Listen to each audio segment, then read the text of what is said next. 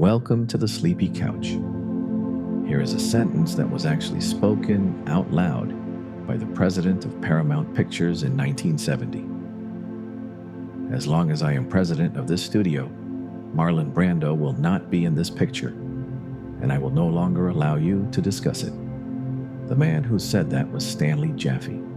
The picture was The Godfather, and Marlon Brando, the actor Jaffe declared would never appear in his film, went on to deliver one of the greatest performances in the history of cinema, win the Academy Award for Best Actor, and refused to accept it.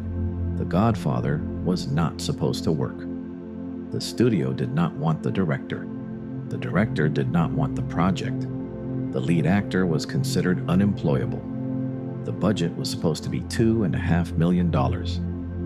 The film was nearly set in modern-day Kansas. The real Mafia tried to shut it down. The producer's car was shot at. $1 million worth of equipment vanished overnight. And somehow, out of all that chaos, someone made the greatest film ever made. Tonight, we are going to talk about how. Get comfortable. Let the room go dark. Let everything else wait until morning. This is the Sleepy Couch. And tonight, we are going to make you an offer you can't refuse.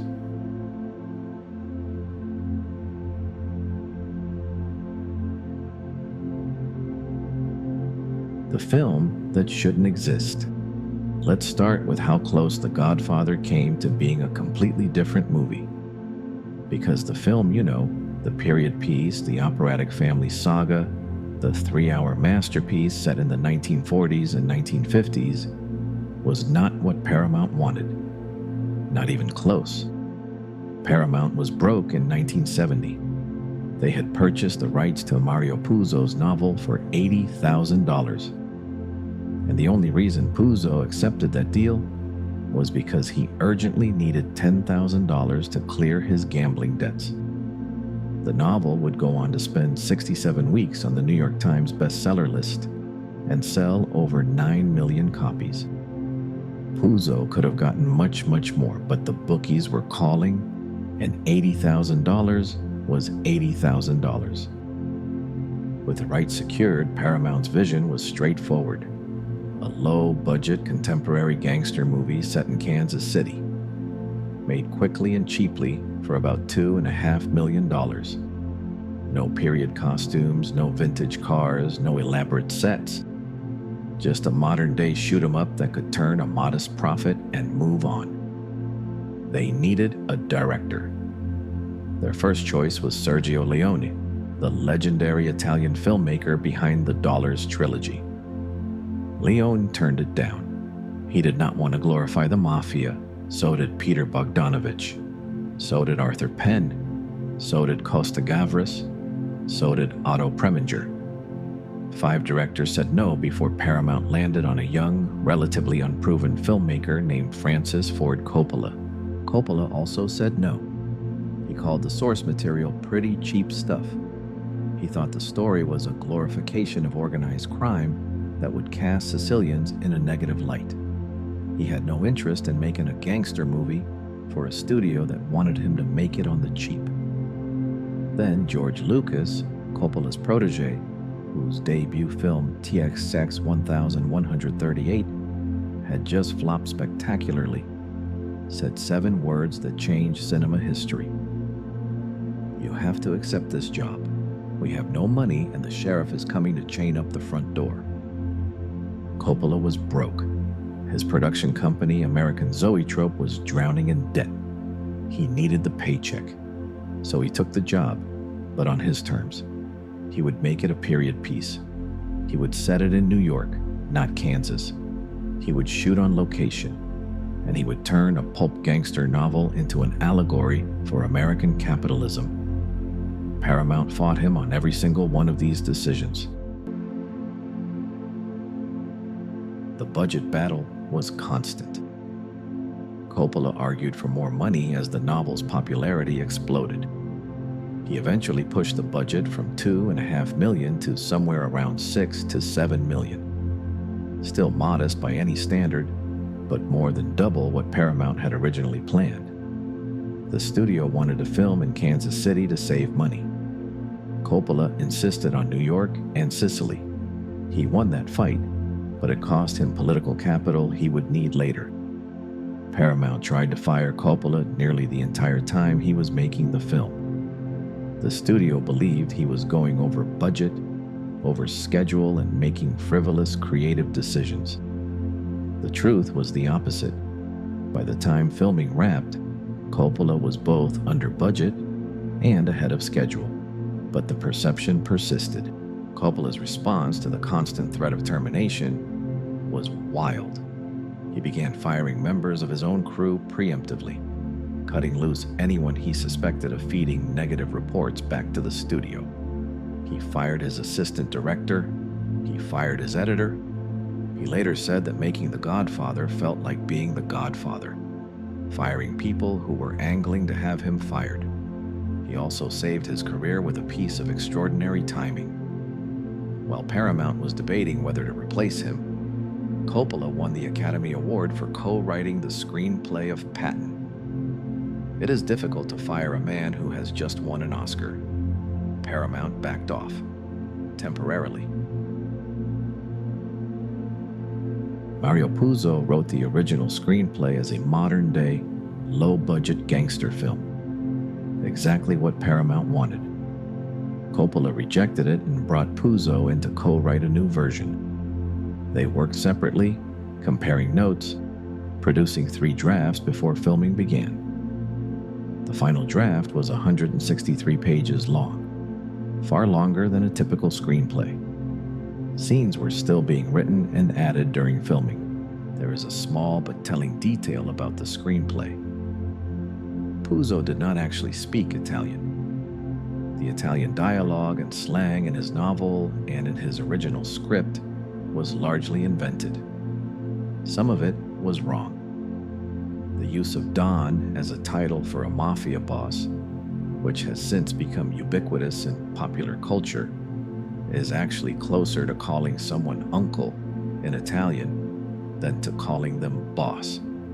The Godfather did not just create a genre, it created a language, and some of that language was made up by a man who did not speak the language he was making up. Corleone, by the way, means lionheart in Italian. Whether Puzo knew that when he chose the name is unclear, but it is perfect either way.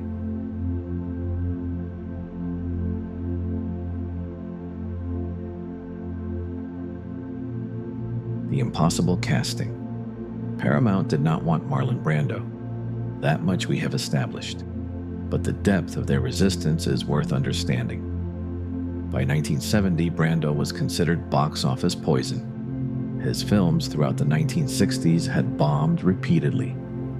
He had a reputation for being difficult, unpredictable, and expensive. Stanley Jaffe's declaration, "As long as I am president, Brando will not be in this picture," was not a negotiating tactic. It was a statement of absolute conviction. The studio considered Ernest Borgnine, Anthony Quinn, Danny Thomas. They wanted anyone other than Marlon Brando. Coppola and Puzo disagreed. Puzo even wrote Brando a personal letter. Coppola pleaded with the studio. Eventually, Paramount agreed to consider Brando, but under 3 conditions that were designed to humiliate him into walking away. 1, he had to do the film for free. 2, he had to audition. A screen test, something no actor of his stature would normally agree to. 3, he had to post a $1 million bond guaranteeing that his behavior would not cost the studio money. Brando agreed to all 3 conditions. After some bargaining, Paramount eventually agreed to pay him, but far less than other cast members received. The highest paid actor in The Godfather was not Brando, not Pacino, not Khan. It was Richard Castellano, who played Peter Clemenza. Castellano was coming off multiple award nominations and was more bankable than anyone else in the cast at the time. His salary demands for The Godfather Part 2 were so high that the character was written out of the sequel entirely. Brando's screen test has become one of the most legendary auditions in film history. Coppola arranged it at Brando's home on Mulholland Drive, framing it as a casual makeup experiment to preserve the actor's dignity. Brando showed up in a kimono, slicked his hair back with a shoe polish, and stuffed cotton balls into his cheeks. He wanted the character to look like a bulldog, heavy-jawed, slow, deliberate.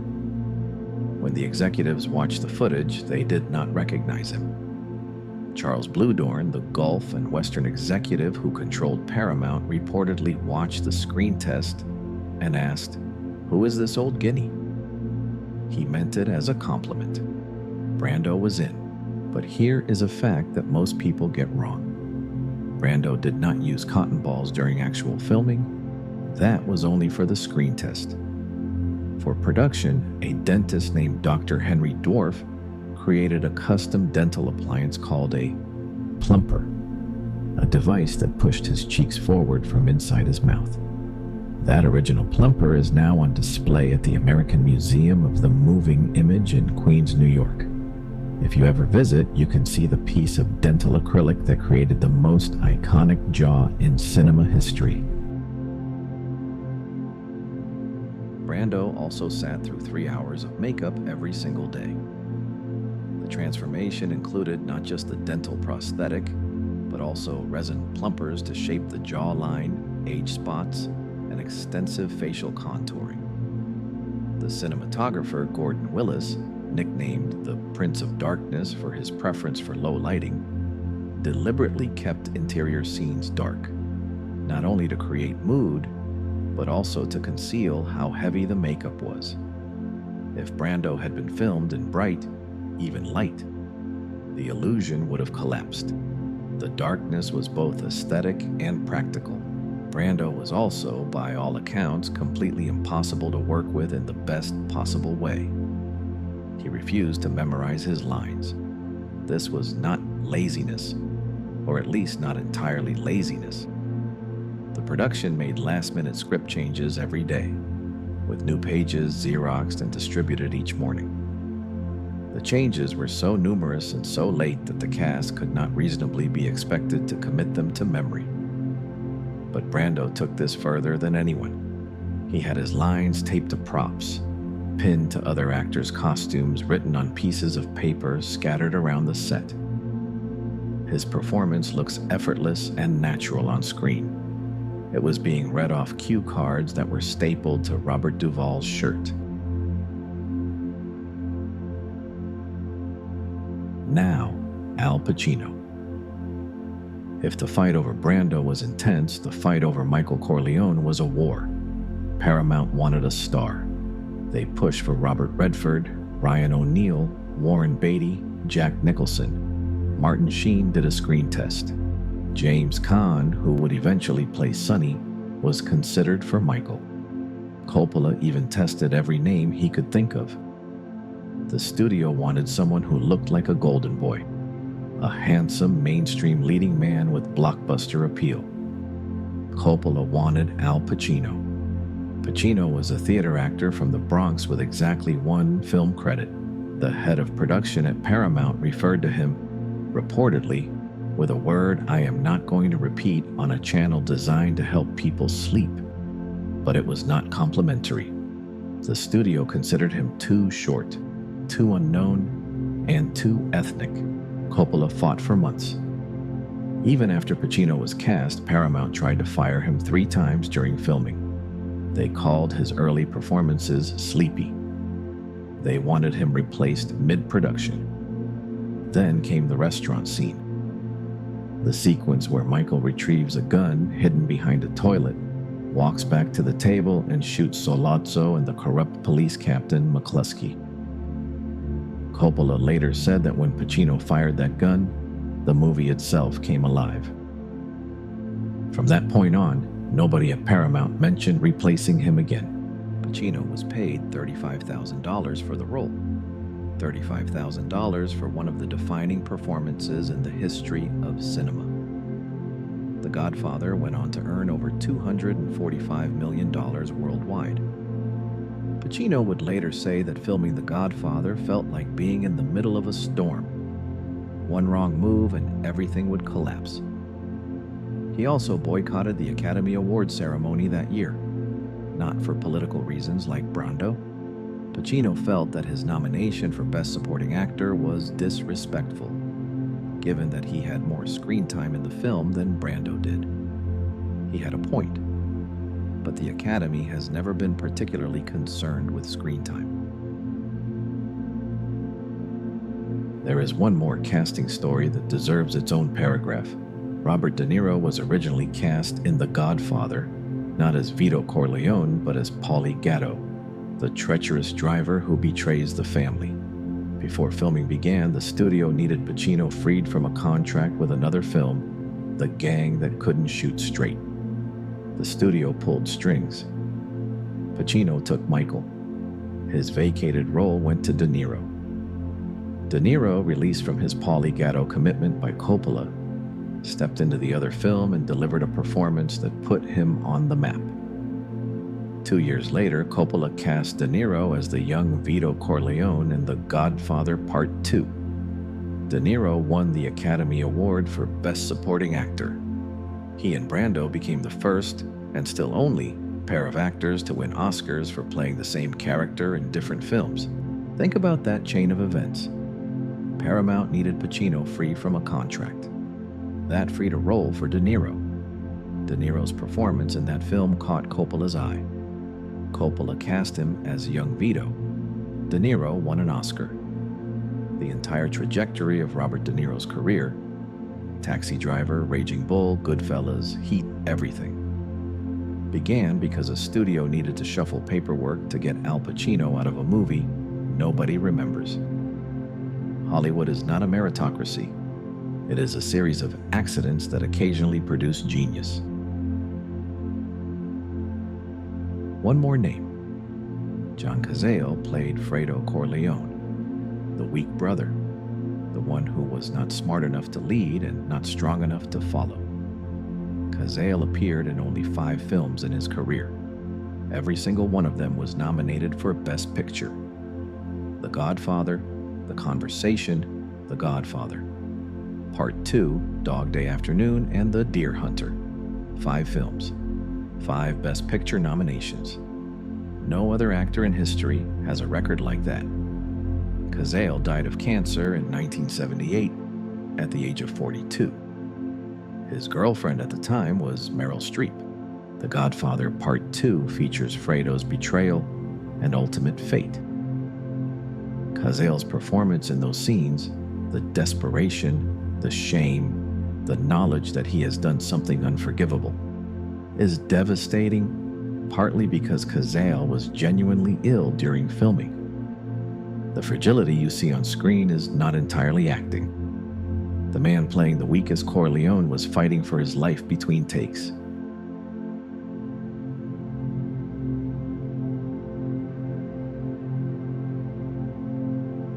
The mob, the cat, and the horse. The Godfather had a problem that most films do not have. The real Mafia did not want it to exist. Joseph Colombo Sr., an actual crime boss, head of the Colombo crime family, founded the Italian-American Civil Rights League specifically to stop the film from being made. Colombo feared that the movie would reinforce negative stereotypes about Italian Americans. He organized rallies. He applied pressure. He made threats that were not idle. Producer Albert S. Ruddy found a threatening note on the dashboard of his car. His car had been shot at. The message was clear: shut down the movie or else. Ruddy did something extraordinary. Instead of calling the police, he called Colombo. He arranged a meeting. He brought the script. And he made a deal. The production would remove every mention of the words Mafia and Cosa Nostra from the screenplay, and the League would be allowed to provide extras and advisors for the film. Colombo agreed. The deal held. And here is the part that makes this story genuinely bizarre. To ensure the agreement was upheld, actual mobsters were present on set during filming. Real working members of organized crime families stood around the set of The Godfather, watching actors pretend to be mobsters, making sure nobody said the word Mafia.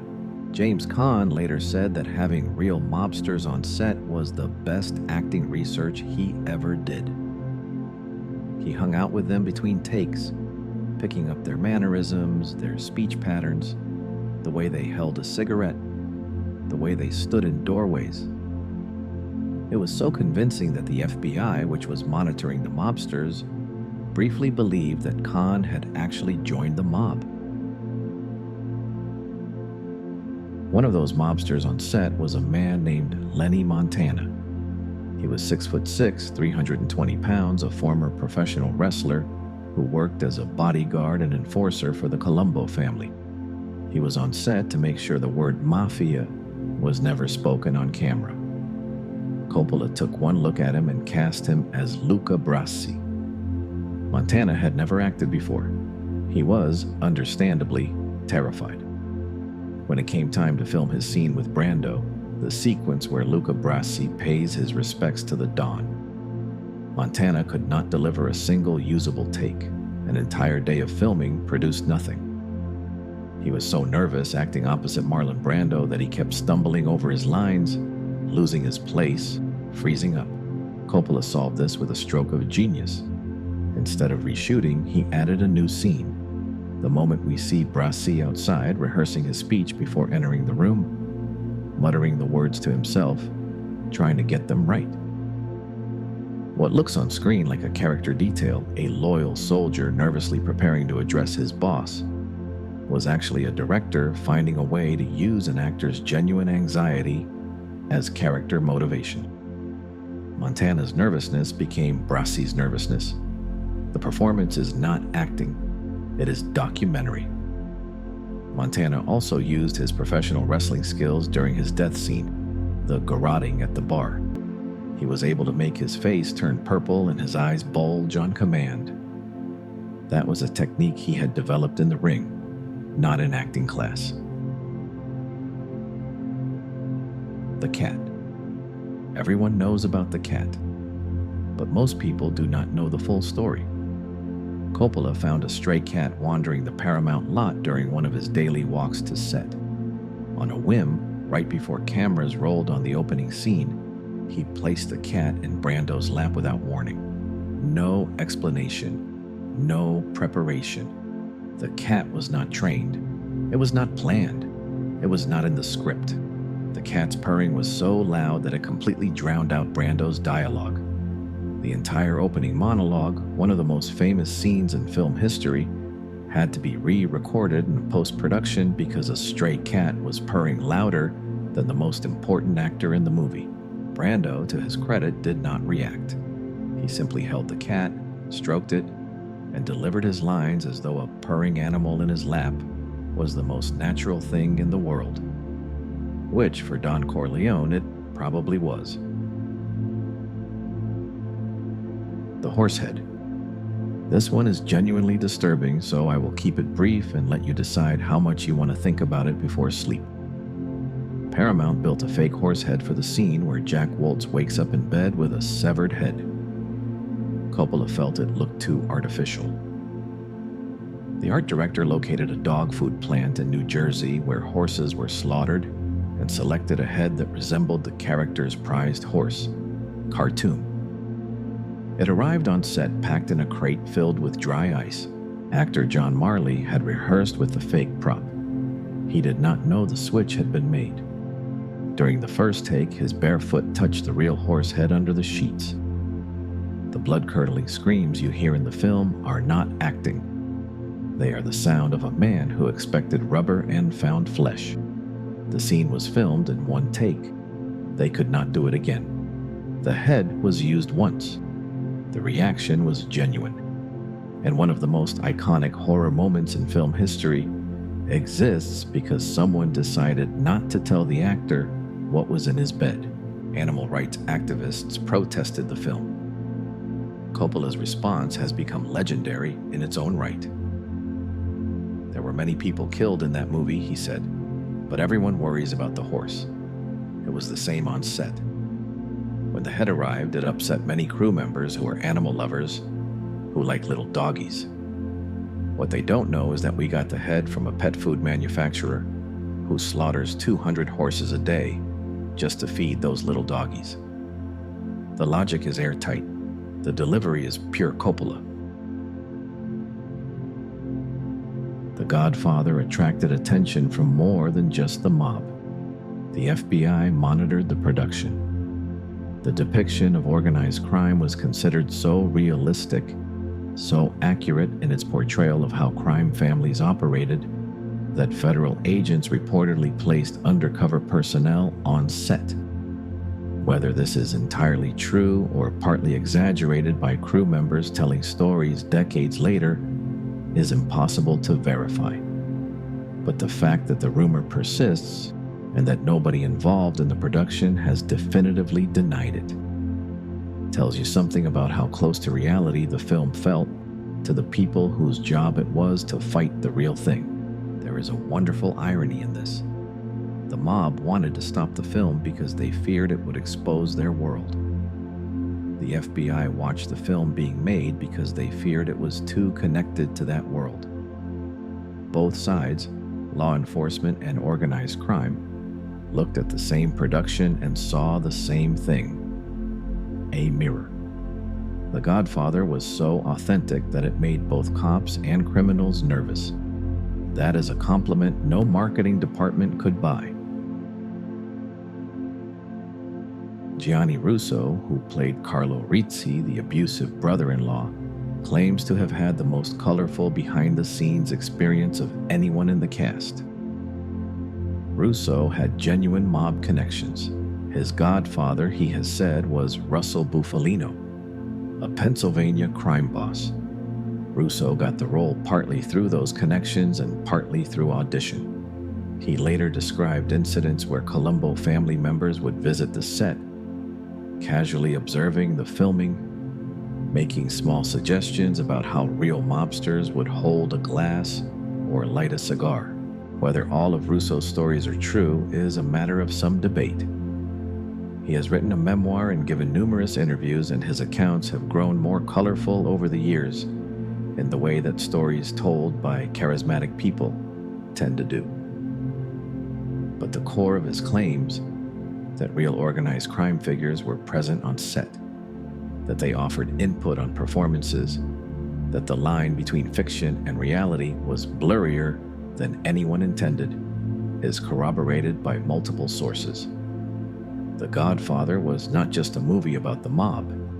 For a few months in 1971, it was a movie made alongside the mob.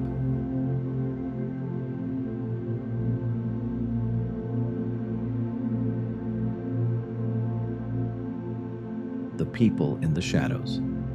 Behind every iconic scene, there is someone nobody talks about. Gordon Willis, the cinematographer, was called the Prince of Darkness by the industry. Not because he was unkind, but because he refused to light his films the way studios expected. For The Godfather, Willis made a radical choice.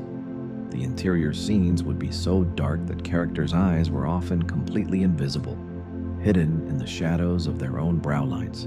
The studio hated it. They were convinced audiences would not be able to see the actors' faces. Willis and Coppola held firm. The darkness served three purposes. First, it created an atmosphere of secrecy. You were watching a world that did not want to be seen. Second, it concealed Brando's heavy makeup, which would have looked artificial under bright, even lighting. Third, and most importantly, it made the outdoor scenes, the wedding, the garden, the Sicilian countryside, feel like an explosion of warmth and life by contrast. The darkness inside and the light outside became the visual language of the entire film. The family's criminal life happens in shadows. Their human life happens in sunlight. Willis told this story without words, without dialogue, using nothing but the placement of a lamp and the absence of a fill light. The score.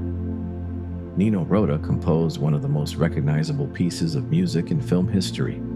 The love theme, the waltz, the haunting trumpet that plays over the opening titles. The score won the Golden Globe, the BAFTA, and the Grammy. It was nominated for the Academy Award for the Best Original Score.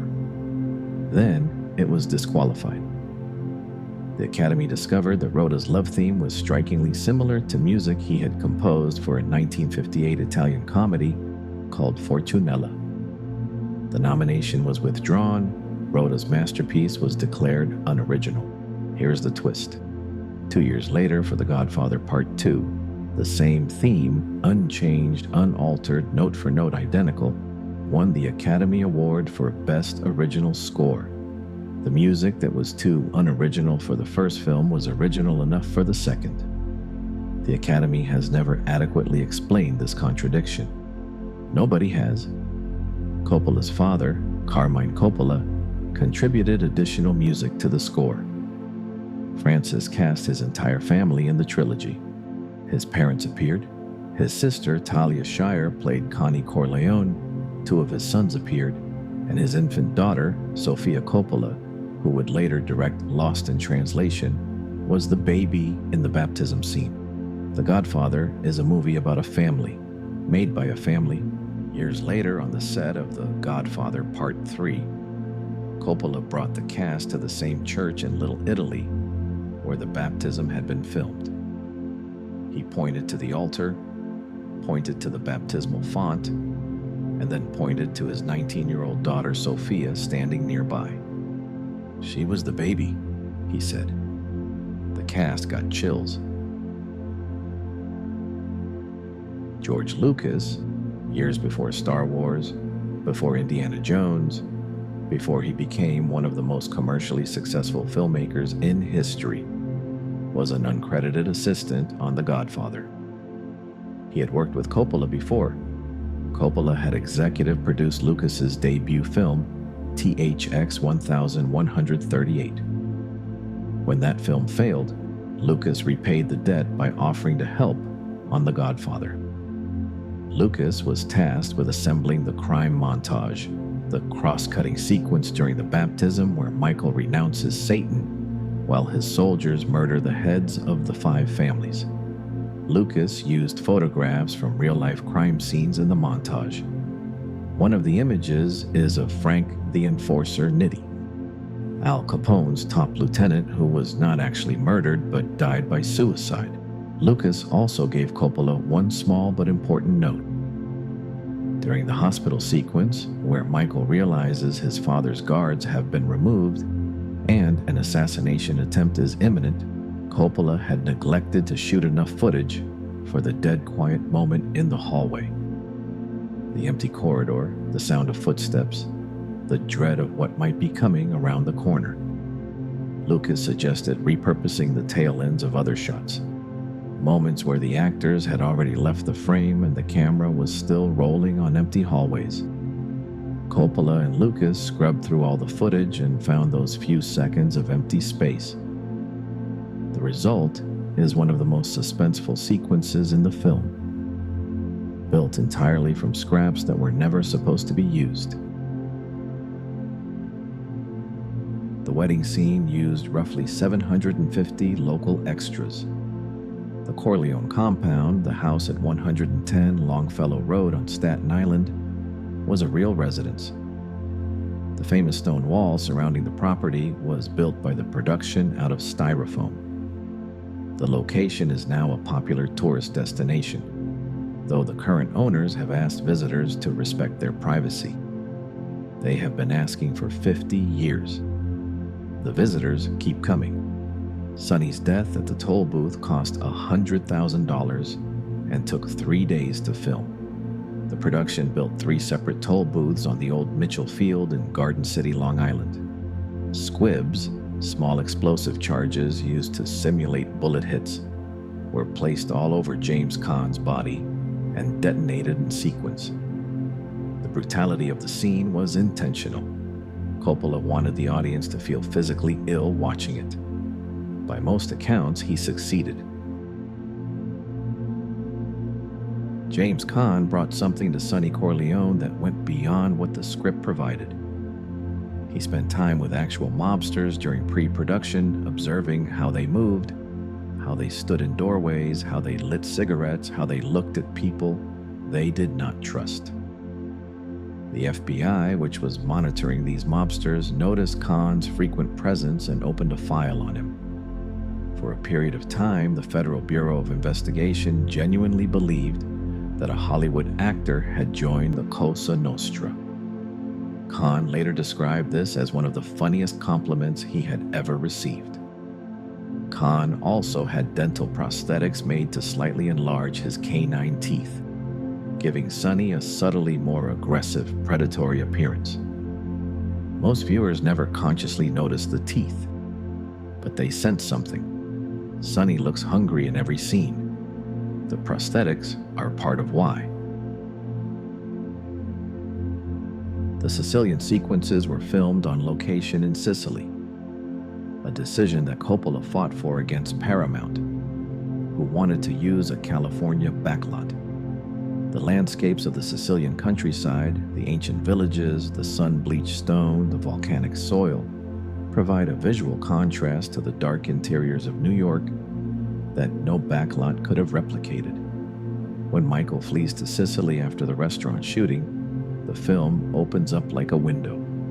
Suddenly there is sky and warmth and olive trees and a woman walking through a village.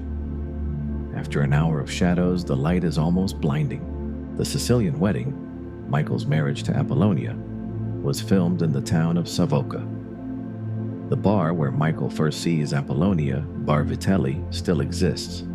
It is now a tourist attraction. The owner has placed a sign outside that reads, in effect, "Yes, this is the bar from The Godfather. Yes, you can sit at the same table. Yes, we have heard all the quotes." Coppola also used locals as extras throughout the Sicilian sequences. Many of them had never seen a film camera before. Their reactions to the production, the curiosity, the warmth, the willingness to participate in something they did not fully understand, give the Sicilian scenes an authenticity that no professional extra could provide. One of the most quoted lines in the history of cinema, "Leave the gun, take the cannoli," was improvised. The script only had Clemenza say, "Leave the gun," after the hit on Paulie Gatto. But earlier in the film, Coppola had added a small domestic moment. Clemenza's wife reminding him to pick up cannoli on the way home. Richard Castellano remembered that line, so after the murder, when the script called for him to say 2 words, he said 6 instead. Leave the gun, take the cannoli. A professional killer standing over a dead body, remembering his wife's grocery list. It is funny, and it is horrifying, and it tells you everything about how these men compartmentalize violence. Castellano made it up on the spot. Coppola kept it. The line is now part of the English language. Here is something that almost nobody talks about, but that fundamentally shaped the film. Coppola held improvisational rehearsal sessions before filming began. Not table reads, not blocking rehearsals, family dinners. He sat the principal cast down at a table. Brando, Pacino, Caan, Duvall, Cazale, Shira, and told them to eat an Italian meal together in character. They could not break character for the entire dinner. They had to talk as the Corleones, argue as the Corleones, joke as the Corleones. Nobody was given specific dialogue. They simply had to be a family. These dinners accomplished something that no script can create: organic chemistry. By the time filming began, the actors did not need to act like a family. They already felt like one. The ease, the shorthand, the way Sonny interrupts everyone and Tom stays quiet and Fredo laughs at jokes he does not fully understand. All of that was developed at a dinner table before a single camera rolled.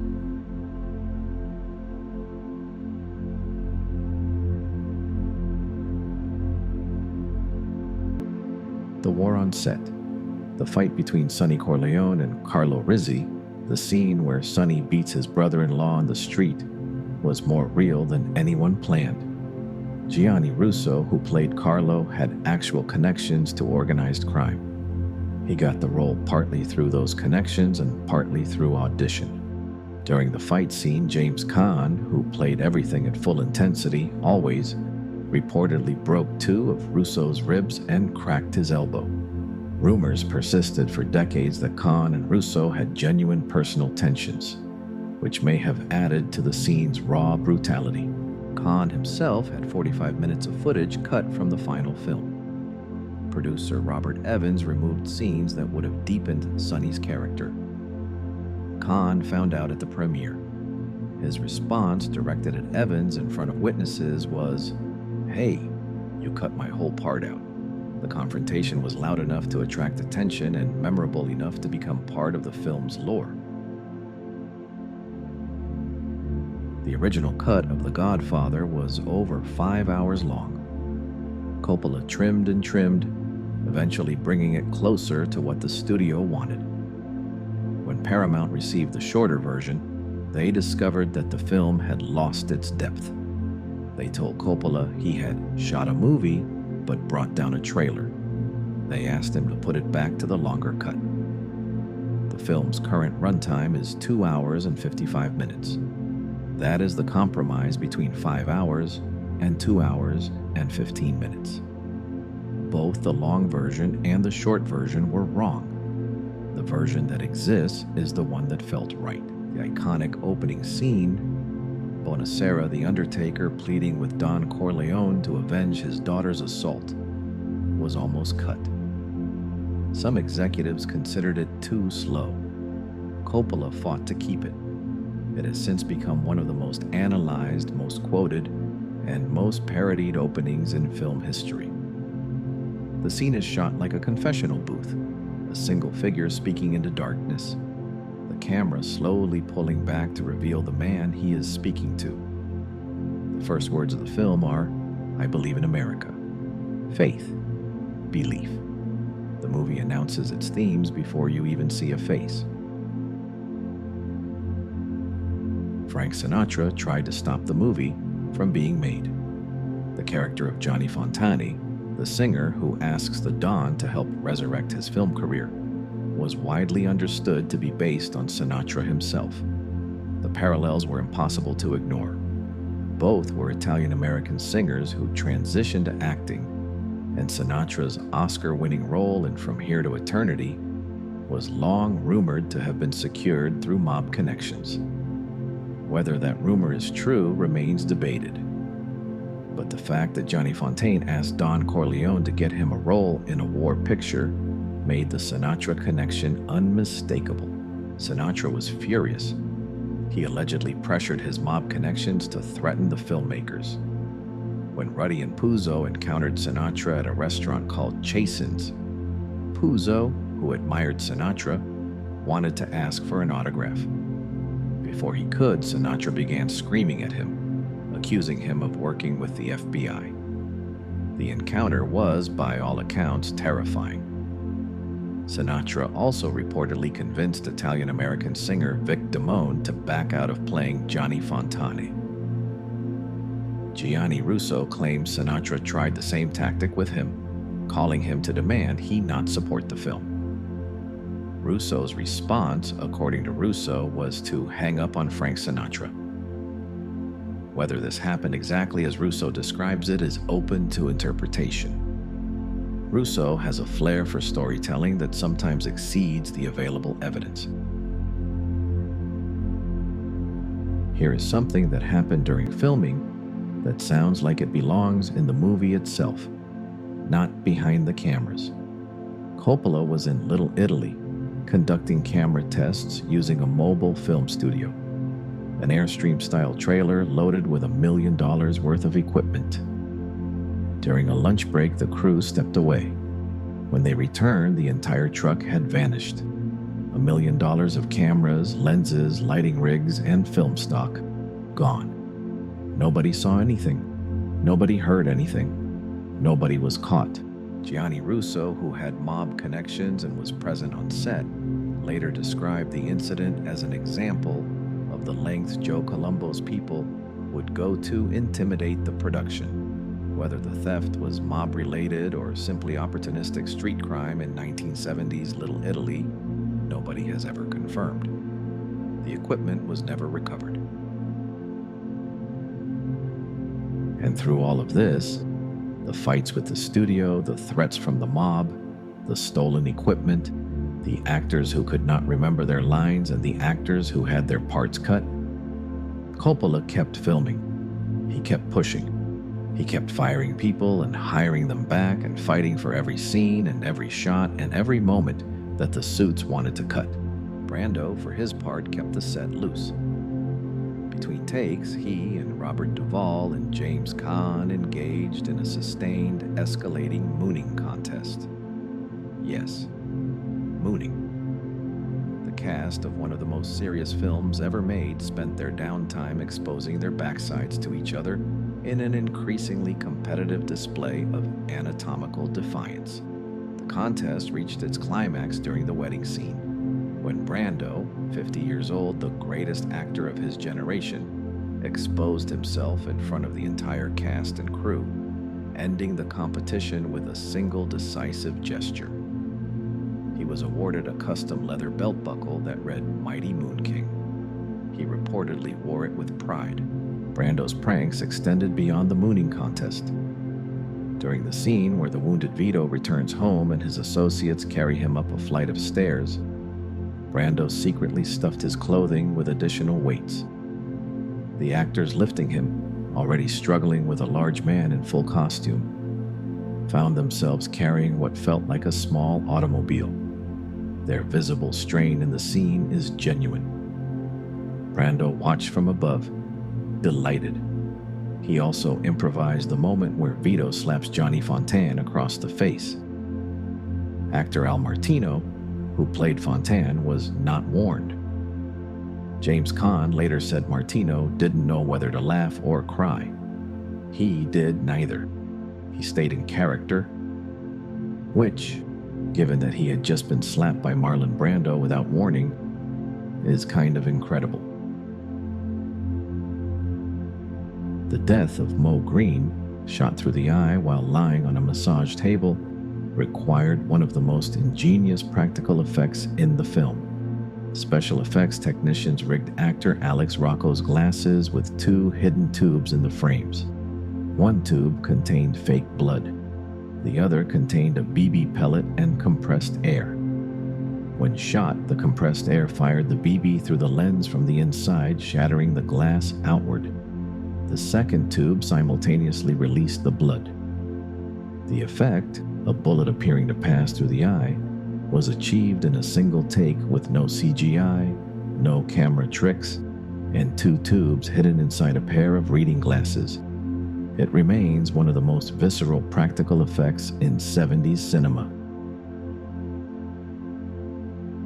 The wedding scene, the enormous, joyful opening sequence that establishes the Corleone world, was filmed in just 2 days.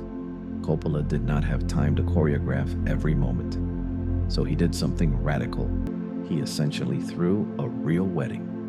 He told the 750 extras to dance, eat, drink, sing, and behave as they would at an actual Italian-American celebration.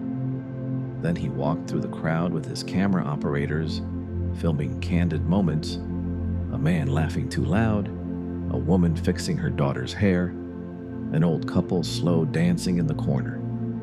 The specific vignettes, Sunny with the bridesmaid, the Dawn receiving guests, Luca Brasi rehearsing, were staged within this organic chaos.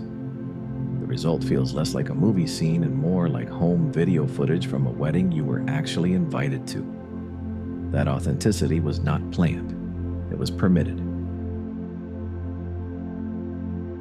There is one more production story worth telling before we move on. Coppola added the fight scene between Sonny and the two FBI agents.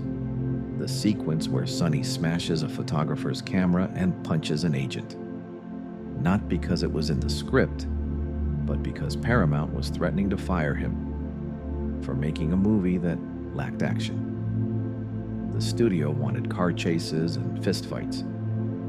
Coppola wanted psychology and tension. As a compromise, as a way to buy himself time and silence the studio's fears, he added a scene of physical violence that was not originally planned. It is a good scene. It works. But it exists because a director needed to placate a studio that did not understand what kind of movie he was making. The irony is that The Godfather, the film that was constantly accused of lacking action during production, contains some of the most impactful violence in cinema history. The toll booth, the restaurant, the baptism montage, the horsehead. The film is not lacking in action. It is simply patient about when it deploys it. Coppola understood something the studio did not. Violence is more effective when it arrives after silence. The longer the quiet, the louder the gunshot. The editing of The Godfather was its own battle. The original cut ran over 5 hours. Coppola was told that if the film exceeded 2 hours and 15 minutes, the editing would be moved from his preferred location in San Francisco to the studio's facilities in Los Angeles, effectively taking control of the final cut away from him. Coppola responded by cutting everything that was not strictly necessary to the plot. He produced a lean, stripped-down version that met the studio's length requirement. When Paramount watched this version, they hated it. They said the film had lost all its layers, its richness, its depth. They told Coppola he had shot a movie but brought down a trailer. They asked him to restore the longer cut. The final runtime, 2 hours and 55 minutes, represents neither the director's original vision nor the studio's initial demand. It is the point where both sides stopped fighting. And it is, by any reasonable standard, perfect. Not a minute too long, not a scene wasted. The pacing is so precise that the nearly 3-hour runtime feels shorter than most 90-minute films. That is The Godfather, a film about power and loyalty and the death of innocence made by a group of people who were simultaneously fighting for their careers, dodging the mob, and mooning each other between takes. The greatest films are not made by serious people being serious all the time. They are made by serious people who know when to stop being serious, and then start again when the camera rolls.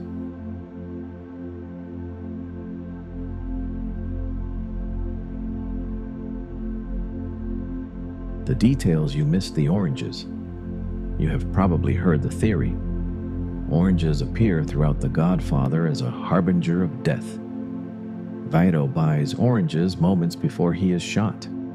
Oranges are on the table during the meeting where the Don's assassination is discussed. Vito dies in the garden while playing with an orange peel in his mouth. The pattern seems deliberate. It seems coded. It seems like the work of a filmmaker embedding a symbol into every frame. It is a coincidence. Production designer Dean Tavoularis added oranges to the sets because the interiors were drab. Dark walls, dark furniture, dark lighting. The sets needed a pop of color, and oranges were cheap, bright, and period appropriate. Nobody involved in the film premeditated using them as a death omen. The oranges appeared near deaths because the oranges appeared everywhere. The fan theories took on a life of their own, and over time the coincidence became canon. In the sequels, the production team, now aware of the theory, did begin placing oranges intentionally near scenes of death. But in the original film, it was just a man trying to make a brown room look less brown. Sometimes art is smarter than the people who made it. The wooden bumpers on the cars. This is a detail that almost nobody notices on first viewing, but it is quietly brilliant. Many of the vehicles in the film have wooden bumpers instead of chrome. This is historically accurate. During World War II, car owners removed their chrome bumpers and donated the metal to the war effort. The chrome was replaced with wood, and after the war ended, it took years for many owners to switch back. Since The Godfather is set in the 1940s and early 1950s, the wooden bumpers are period correct. The production team sourced and installed them on dozens of vehicles. It is the kind of detail that 99% of viewers will never consciously register, but it is the kind of detail that makes the world of the film feel lived in rather than constructed. The logo, the famous Godfather title card, the hand-holding puppet strings that descend to the text, has been referenced and parodied everywhere from hip-hop album covers to fish and chip shops. But the design contains layers that most people never examine. The 6 strings represent the 6 main characters the audience follows. The handle at the top resembles a cross, a nod to the religious themes laced throughout the film. And if you look closely at where the strings connect to the text, they are attached to the latter part of the word. The strings do not touch the word God. God is untouched, uncontrolled. The puppet master controls everything beneath God, but not God himself. Whether this was intentional or a happy accident of typography, it is elegant. Mario Puzo's name appears above the title, which is unusual for a film adaptation. Coppola insisted on this because he felt the screenplay was so faithful to the novel that Puzo deserved prominent credit. It was a gesture of respect from a director to a writer. In Hollywood, such gestures are rare enough to be worth noting. The restaurant assassination scene, where Michael kills Sollozzo and McCluskey, was designed around a single piece of staging that Coppola obsessed over for weeks. When Michael retrieves the gun from behind the toilet, there is a moment of silence. The camera holds on Pacino's face. You can see him thinking, not acting, thinking. Every calculation, every fear, every version of his future that is about to be erased is visible in his eyes for approximately 3 seconds. Those 3 seconds almost did not exist. The original plan was to cut from the bathroom directly to the shooting. Coppola added the pause during editing, stretching Michael's return to the table by just a few beats. The result transforms a mob hit into a moral event. You are not watching a man pull a trigger. You are watching a man decide to pull a trigger. And that decision, visible, agonizing, irreversible, is what makes the scene extraordinary. Coppola later said that those 3 seconds are the moment Michael Corleone dies and Don Corleone is born. Everything before is a man with choices. Everything after is a man without them. The sound design of The Godfather deserves more attention than it receives. When Michael sits in the restaurant before the shooting, a subway train screams past outside. The sound builds and builds, metal on metal, grinding, relentless, until it becomes almost unbearable. Then Michael stands and the train fades, and there is silence, and then gunfire. That train sound is not realistic. There is no subway directly next to Louis Restaurant in the Bronx. Coppola added it as an externalization of Michael's internal state, the noise inside his head, the pressure, the approaching point of no return. When the train passes and silence arrives, the decision has been made. The noise was the last moment of hesitation. The silence is commitment. The lighting in The Godfather tells its own story, independent of the script. In every scene where characters are doing something criminal, conducting business, making threats, planning violence, the lighting is dark, often impenetrable. In every scene where characters are living their lives, weddings, gardens, meals with family, the lighting is warm and generous. But there is a subtler pattern that most viewers miss. As Michael transforms from outsider to Don, the lighting around him gradually darkens. In the wedding scene, he sits in sunlight. By the final scene, he is lit the same way his father was in the opening, half visible, eyes lost in shadow. The cinematographer, Gordon Willis, tracked Michael's corruption through light. By the end, Michael has physically entered his father's darkness. You can see it. You just have to know to look. There is one shot that captures this perfectly. The first time Michael does something unlawful in the film, threatening a man at gunpoint, only half of his face is lit. One side bright, one side in shadow. Two-Face, 40 years before Christopher Nolan thought of it. The duality is not in the script. It is in the lighting. Willis put it there without being asked. Willis also imposed a rule that most viewers will never notice, but that shapes every frame of the film. Every shot is composed from a level height of approximately 4 feet. Not high angle, not low angle, eye level, point of view. The camera observes the Corleones the way a person sitting in the room would observe them. At human height, at human distance, without dramatic angles that editorialize the action. The only exception is the aerial shot of Vito being shot on the street. That single overhead angle, the one time the camera breaks its own rule, makes the assassination feel like a violation not just of the character, but of the visual grammar of the film itself. Willis broke his own rule once, and he did it at the exact right moment. One more small detail. Michael Corleone's son in the film is named Anthony. This was not a creative choice. The 3-year-old actor cast in the role would only respond to his real name when the cameras were rolling. His real name was Anthony, so they changed the character's name to match. A toddler who refused to answer to a fictional name accidentally named one of the most important characters in the Godfather saga. The opening scene, I Believe in America, is structured like a confessional. Bonacera speaks into darkness for 4 uninterrupted minutes. The camera slowly, almost imperceptibly, pulls back to reveal Don Corleone sitting across from him, listening. The first words of the film invoke belief and faith.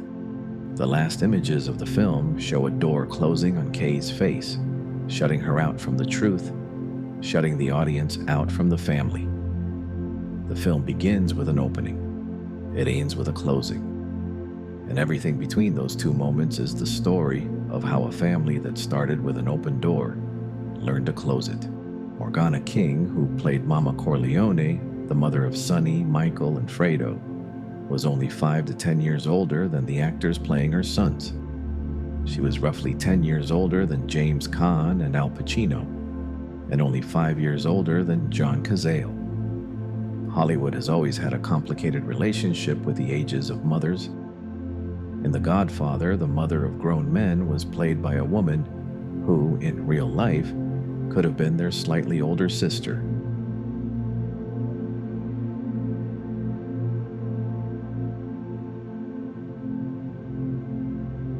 What happened next? The Godfather premiered on March 15, 1972. It became the first film in history to hold the #1 position at the box office for 23 consecutive weeks. It reached $100 million faster than any film before it. It briefly became the highest-grossing film of all time. It won 3 Academy Awards: Best Picture, Best Adapted Screenplay, and Best Actor for Marlon Brando. Brando refused the Oscar. He sent Sacheen Littlefeather, an Apache actress and activist, to the ceremony in his place. She declined the award on his behalf and read a portion of a lengthy statement Brando had written protesting Hollywood's treatment of Native Americans.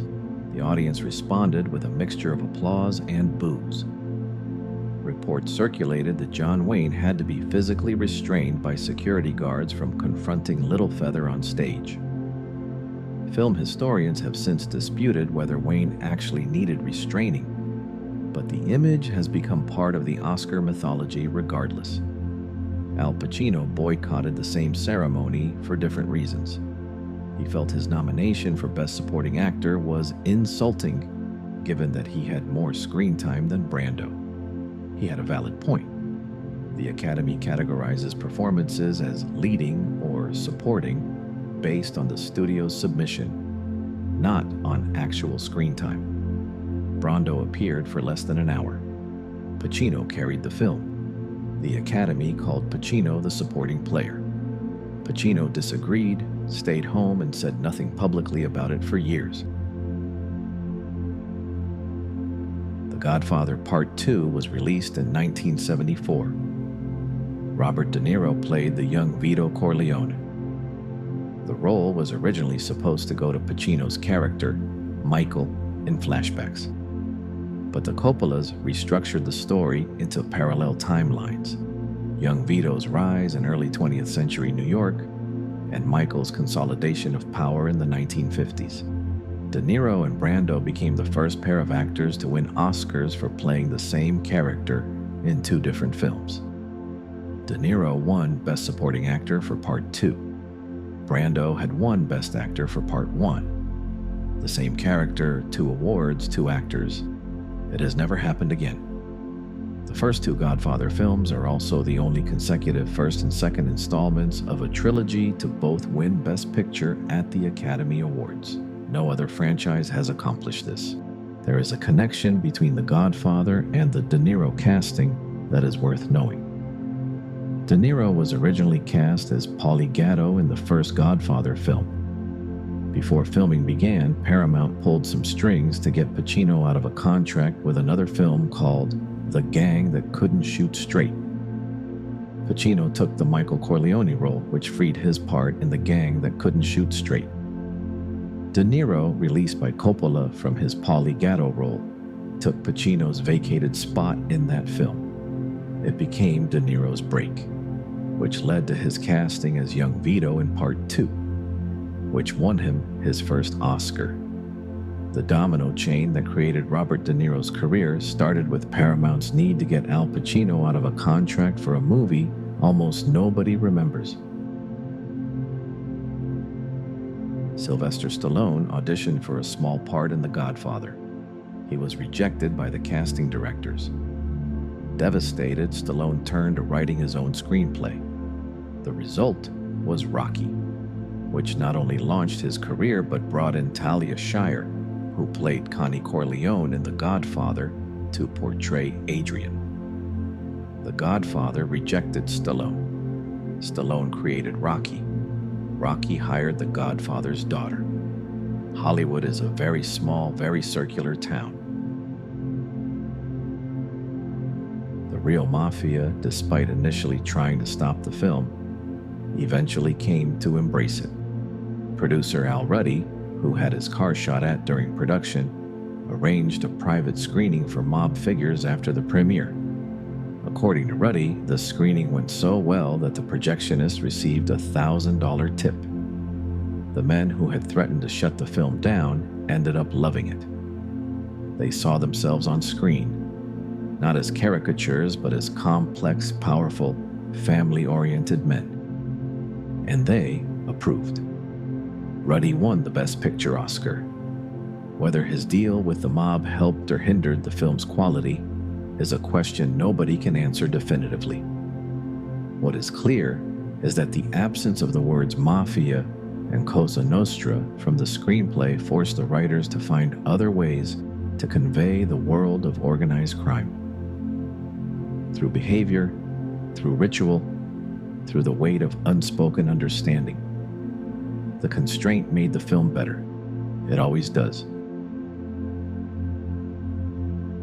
The Godfather did not just define a genre. It created the modern gangster film as we know it. Before 1972, mob movies were largely B pictures, cheap, fast, disposable. The Godfather elevated the genre into serious art.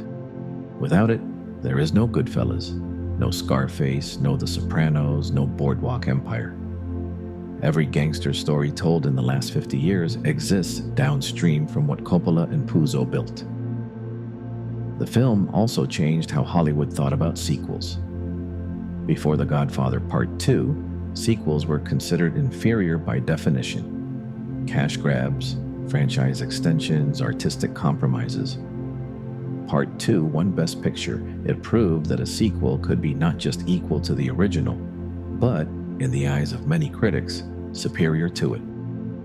That shift in perception, the idea that a sequel could be a legitimate artistic achievement, opened the door for every franchise that followed, and the cultural footprint is immeasurable. I'm going to make him an offer he can't refuse. Leave the gun. Take the cannoli. It's not personal. It's strictly business. These lines are not just movie quotes. They are part of the English language. They are used by people who have never seen the film. They are spoken in boardrooms and barber shops and wedding receptions by people who have no idea they are quoting a 50-year-old movie about Italian gangsters in New York. That is the definition of cultural penetration. The Godfather did not enter the culture. It became the culture.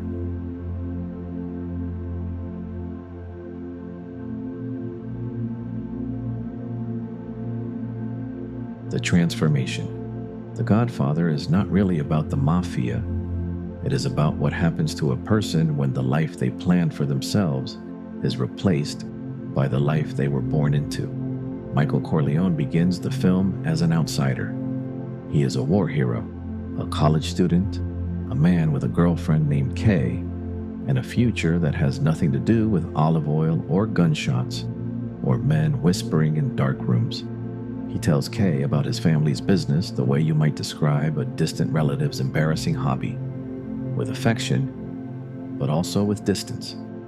That's my family, Kay. It's not me.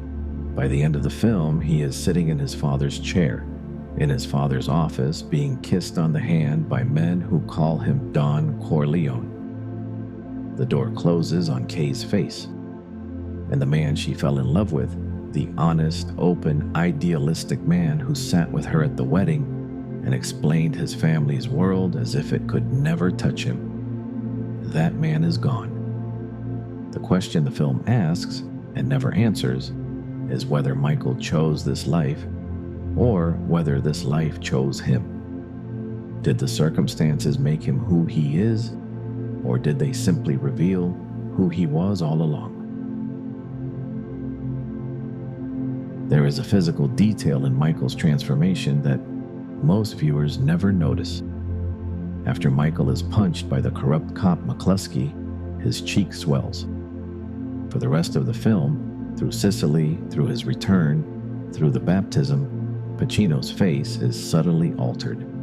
The swelling distorts his features, and the method Pacino used to create this effect was the same method Brando used for his screen test.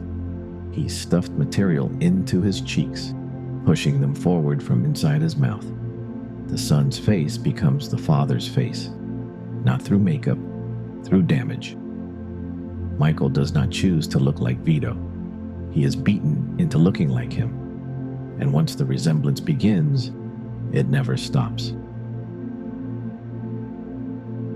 Vito Corleone had a dream for Michael. He wanted his youngest son to become a senator, to give the family legitimate power, clean power, the kind of power that does not require hiding. That dream dies when Vito dies, and what replaces it is not a new dream, but the absence of one. Michael does not want power. He does not enjoy it. He simply has it, because everyone who was supposed to have it before him is dead. Sonny was supposed to lead. He was first in line. But Sonny was a hothead who made decisions based on impulse. His emotions were his weakness, and his weakness got him killed at a toll booth on Long Island. Fredo was second in line. But Fredo was not built for leadership. He liked parties. He liked women. He liked the good times that came with the family's money without wanting to do the work that earned it. That left Michael, the Marine, the outsider, the one who was supposed to escape. And the cruelest irony of The Godfather is that the son who was meant to leave the family is the one who becomes most trapped by it. The final sequence of the baptism montage is one of the most structurally brilliant endings in film history. Michael stands at the altar, renouncing Satan, accepting his role as godfather to his sister's child. Meanwhile, his soldiers execute the heads of the 5 families. The cross-cutting between sacred vows and brutal murder is not subtle. It is not trying to be. Michael is born into his new role at the same moment that the old order dies. Baptism and assassination. Renewal and destruction. The same act viewed from 2 angles. George Lucas assembled that montage. The future creator of Star Wars put together the sequence where Michael Corleone becomes the devil while promising to renounce him. If that is not the most ironic filmmaking credit in Hollywood history, I do not know what is. The baptism sequence also reveals something about the structure of the film as a whole. The Godfather is built around 3 ceremonies: a wedding, a funeral, and a baptism. Each ceremony marks a transition of power. The wedding opens the film. It is Connie's wedding, but it functions as Vito's coronation, a display of power, generosity, and control. The entire Corleone world is present, celebrating, paying respects. The Don sits in the dark while his family dances in the light. The funeral marks the transfer of power. Vito is dying. The old order is crumbling. Michael returns from Sicily, changed, hardened, ready. The funeral is quiet, intimate. There are no celebrations, just an acknowledgement that what was built is about to be dismantled and rebuilt by different hands. The baptism closes the film. It is the birth of Don Michael Corleone and the death of everything he once was. The 3 ceremonies form a life cycle: celebration, mourning, rebirth. But the rebirth is the darkest moment of all. What is born in that baptism is not a man, it is a system. Vito's death scene, the garden, the grandchild, the orange peel grin, was Brando's last major scene on set. He improvised the moment with the orange peel. It was not scripted. Brando simply peeled an orange, placed the rind over his teeth to make a grotesque smile, and chased his grandson through the tomato plants. The child's laughter is real. Brando's playfulness is real. And the heart attack that follows is played so subtly, so naturally, that you almost do not notice it happening until it is over. Brando falls between the rows of tomato plants. The child thinks it is a game, and the greatest actor of his generation dies on screen the way Don Corleone would have wanted to die. In the sunlight, among the things he grew, with family close enough to touch. It is the only scene in the film where Vito Corleone is fully in the light.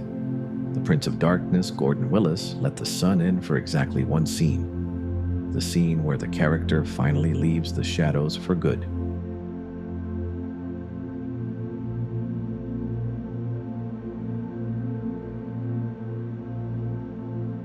The quiet ones.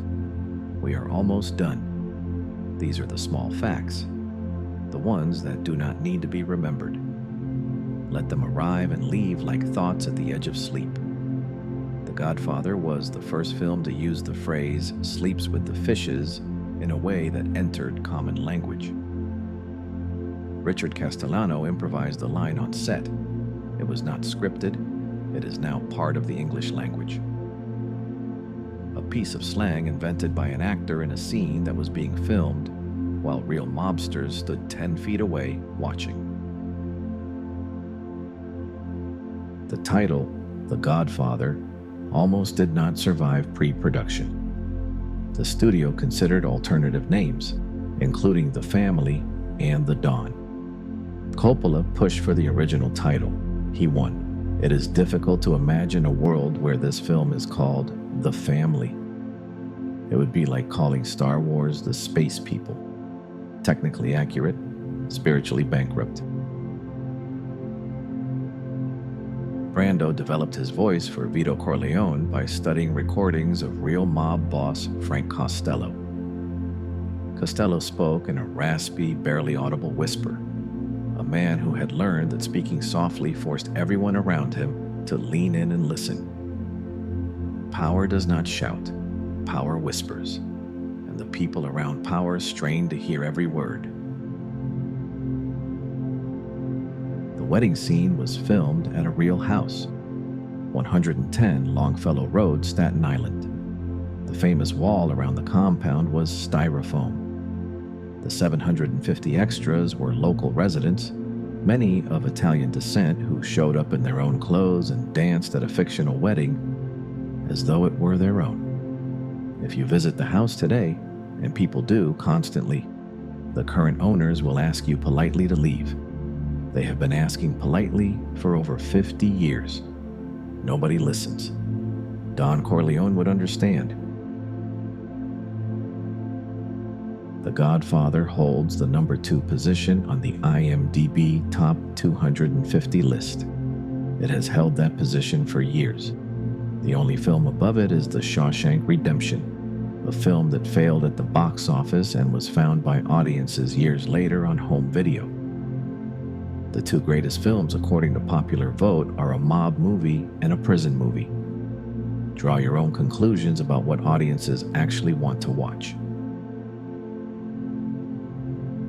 The Godfather was ranked number 2 on the American Film Institute's list of the 100 greatest American films.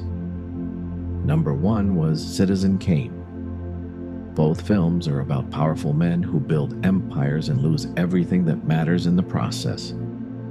Both films end with a single image that contains the entire story: a burning sled, a closing door.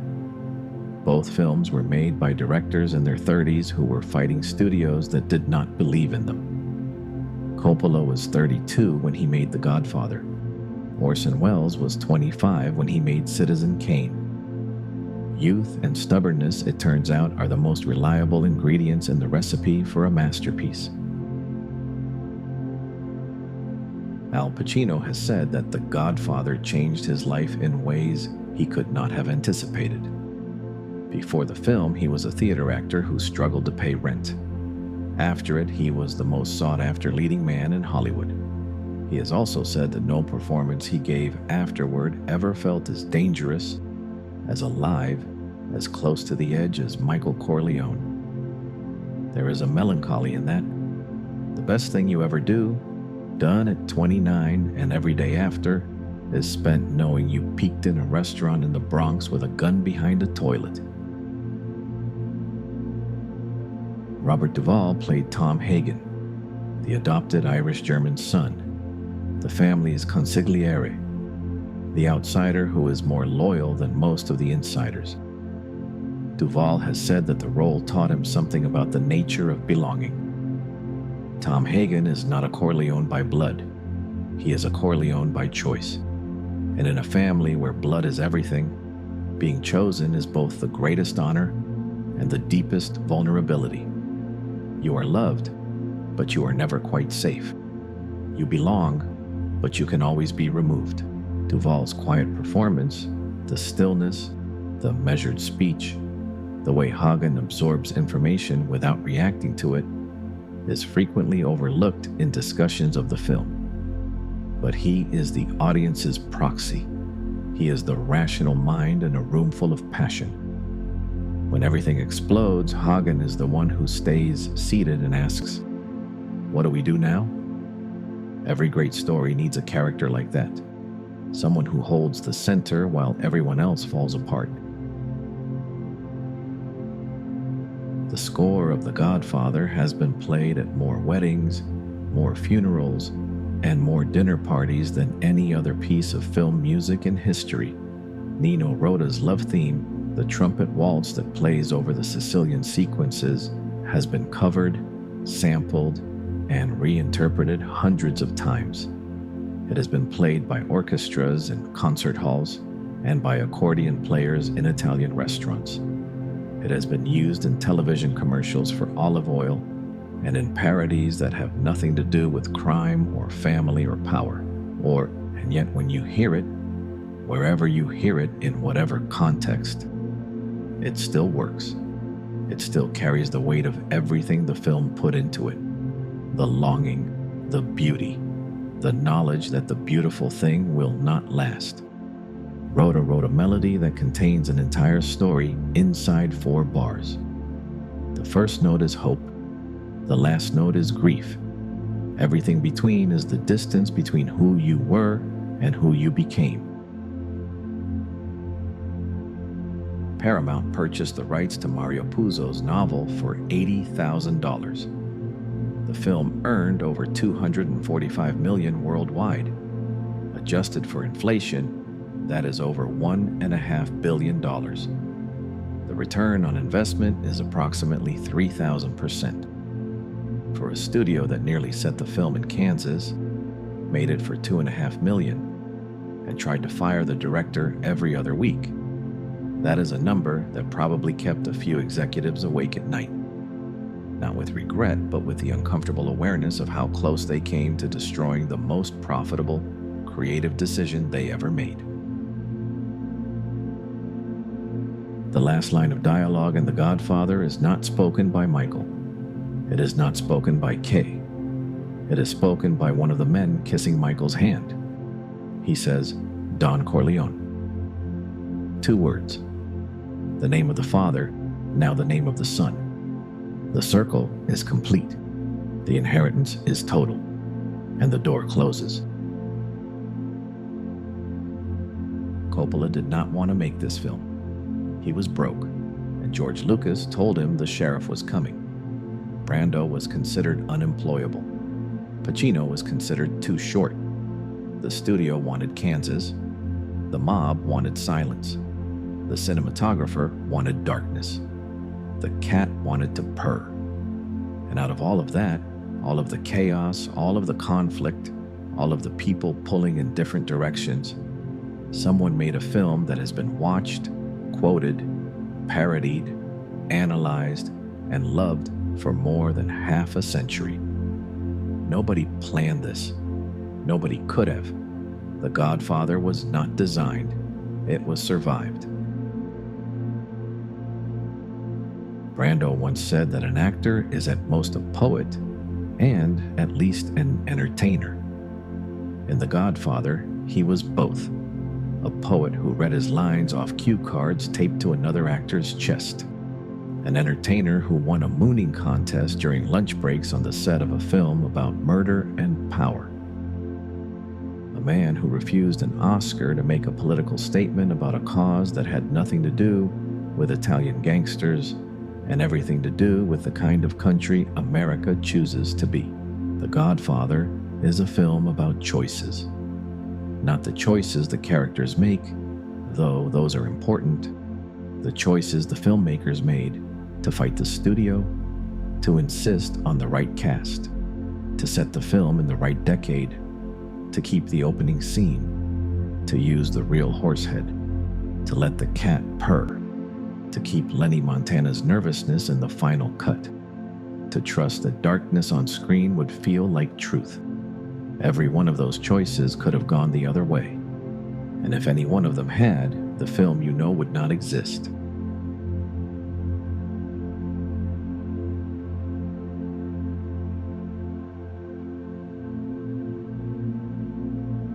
That was 200 facts.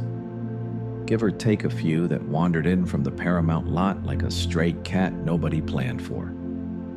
The last image of The Godfather is a door closing. Kay stands outside her husband's office.